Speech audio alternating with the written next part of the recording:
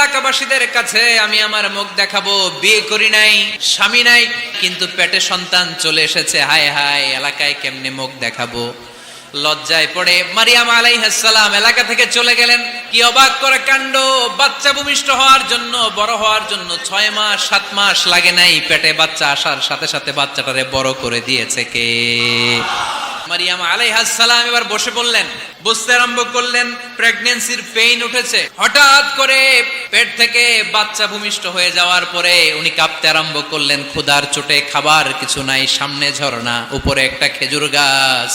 সাইয়েদনা ঈসা আলাইহিস সালামকে কোলে নিয়ে মারিয়াম আলাইহিস সালাম মনে মনে ভাবে, হায় রে, কেউ যদি একটু খেজুর পেড়ে দিত, এই ক্ষুধার মুহূর্তে আমি খেজুর খেয়ে পেটের ক্ষুধা নিবারণ করতাম।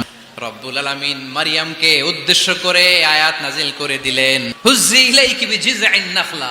এর মানে হচ্ছে মারিয়াম, কেউ পেড়ে দিবে না, একটু কষ্ট করে হাতটা উঁচু করে খেজুরের ডালা ধরে ঝাঁকুনি মারো, টসটসে কাঁচা পাকা খেজুর নিচের দিকে পড়বে, তারপর তুমি তুলে খাবে। সুবহানাল্লাহ পড়েন। আল্লাহ চাইলে অটোমেটিক্যালি কারামাত হিসেবে খেজুরগুলো নিচে ফেলতে পারতেন না? আল্লাহ শিক্ষা দিয়েছে, যেই পরিস্থিতিতে থাকো না কেন, তোমাকে শ্রম ব্যয় করে কষ্ট করে তোমার উপার্জন করতে হবে, রিজিকের বন্দোবস্ত করতে হবে। চিল্লায় বলেন ঠিক কিনা?